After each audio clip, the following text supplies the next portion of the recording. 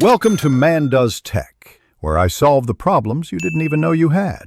You start by measuring immediately, don't delay. Measure your chest at the fullest point, tape parallel to the floor, and breathe normally. Then record waist at the narrowest point and torso length from base of neck to waist. Use centimeters if possible for finer increments and round to the nearest zero. 5.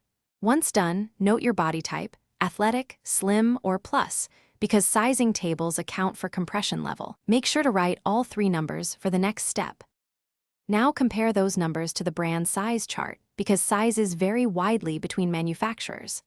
Look at chest and torso length ranges first. Brands often list compression percentage or support level. Higher compression equals less stretch. If you're between sizes, choose the smaller size for firm compression or the larger for comfort. Also consider garment material. Nylon blends stretch more than rigid fabrics.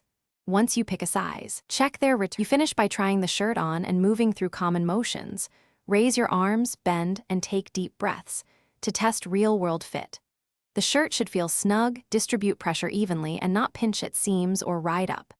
If you feel numbness, redness, or restricted breathing, remove it immediately. That signals wrong size or too much compression.